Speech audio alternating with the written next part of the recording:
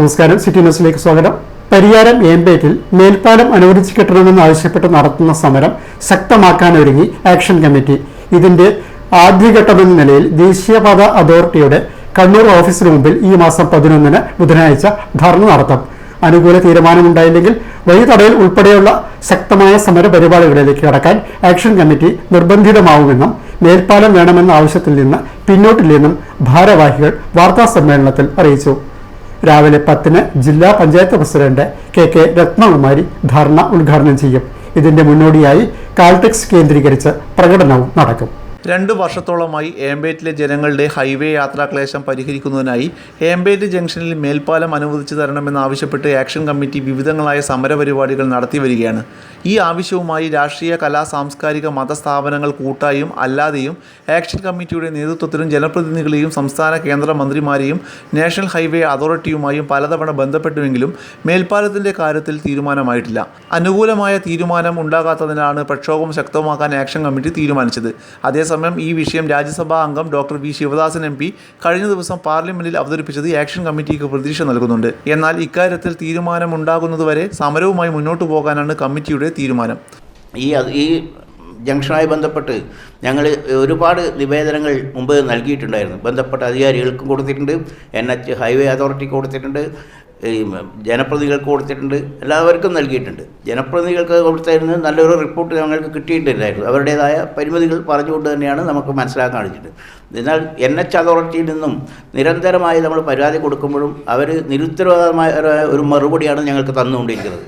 എന്ത് പരാതി അവിടെ നിവേദനം നൽകിയാലും അവർ ഒരേ മറുപടി, അതിന് ചിലപ്പോൾ സ്പെല്ലിംഗ് അങ്ങോട്ടും ഇങ്ങോട്ട് മാറ്റിയിട്ടുള്ള ഒരു നിവേദനമാണ് അവർ തരുന്നത്. അവർ ഇതുവരെ നമ്മൾ കൊടുത്ത പരാതിയെക്കുറിച്ച് അന്വേഷിക്കുകയോ അത് പരാതി ആരാണോ കൊടുത്തത് അവരുടെ സൈറ്റിൽ വന്നത് സ്ഥലം പരിശോധിച്ച് ഞങ്ങൾ പറയുന്നത് എത്രമാത്രം ശരിയാണ് എന്നതിനെക്കുറിച്ച് അതിൻ്റെ തെറ്റാണോ എന്നത് നമുക്ക് ബോധ്യപ്പെടുത്തണ്ടേ. അവർ ആ ഓഫീസിലിരുന്നിട്ട് കമ്പ്യൂട്ടറിൽ കാണിച്ചു തന്ന് ഇതാണ് സ്ഥലം, ഇവിടെ അടിപ്പാതയോ മേൽപ്പാതയോ പണിയാൻ പറ്റില്ല എന്നുള്ള രീതിയിലാണ് സംസാരിക്കുന്നത്.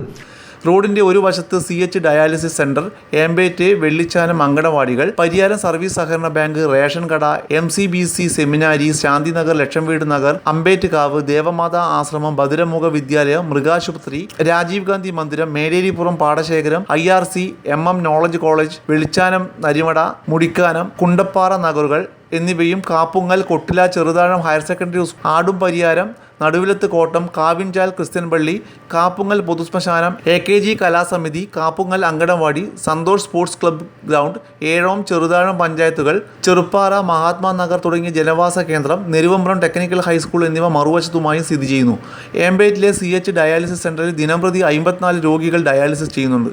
56 ഭിന്നശേഷി കുട്ടികൾ CH സെന്ററിന്റെ ഭാഗമായി നടത്തുന്ന സ്കൂളിൽ പഠിക്കുന്നുണ്ട്. ഇവ കൂടാതെ ഇരുവശങ്ങളിലുമായി 2000-ലധികം വീടുകളിൽ താമസിക്കുന്നവരടക്കം ആയിരക്കണക്കിന് ആളുകൾ ദിവസേന ഹൈവേയുടെ ഇരുവശങ്ങളിലേക്കുമായി ബന്ധപ്പെടേണ്ടി വരുന്നുണ്ട്. നിലവിലെ സ്ഥിതിയിൽ ഇപ്പോൾ 2 കിലോമീറ്ററിലധികം പടിഞ്ഞാറോട്ടും 3 കിലോമീറ്ററിലധികം കിഴക്കോട്ടും ചുറ്റിത്തിരിഞ്ഞാൽ മാത്രമേ ഏമ്പേറ്റ് ജംഗ്ഷനിൽ എത്തിച്ചേരുവാൻ സാധിക്കുകയുള്ളൂ. ഏമ്പേറ്റ് ജംഗ്ഷന് ഇരുവശത്തുമായാണ് Pariyaram government vocational higher secondary സ്കൂളും പരിയാരം മെഡിക്കൽ കോളേജും സ്ഥിതി ചെയ്യുന്നത്. നിരവധി ആരാധനാലയങ്ങളും സമീപ പ്രദേശങ്ങളായി സ്ഥിതി ചെയ്യുന്നു.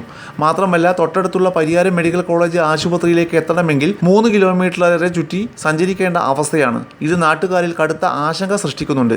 അതോടൊപ്പം ബസ്സിറങ്ങാനും കയറാനും ഇരുഭാഗങ്ങളിലുമായി ഏറെ ദൂരം നടക്കേണ്ടി വരുമെന്നത് വിദ്യാർത്ഥികളെയും പ്രായമായവരെയും ഏറെ ബുദ്ധിമുട്ടിലാക്കുന്ന ആശങ്കയുമുണ്ട്. ഇക്കാര്യങ്ങൾ പരിഗണിച്ച് ജനങ്ങളുടെ യാത്രാക്ലേശം പരിഹരിക്കുന്നതിനായി മേൽപ്പാലം അടിയന്തരമായി അനുവദിക്കണമെന്നാണ് ആക്ഷൻ കമ്മിറ്റിയുടെ ആവശ്യമെന്നും ഭാരവാഹികൾ അറിയിച്ചു. വാർത്താസമ്മേളനത്തിൽ Thampan, PV Gopalan, K Sugathan, Sahajan K എന്നിവർ പങ്കെടുത്തു.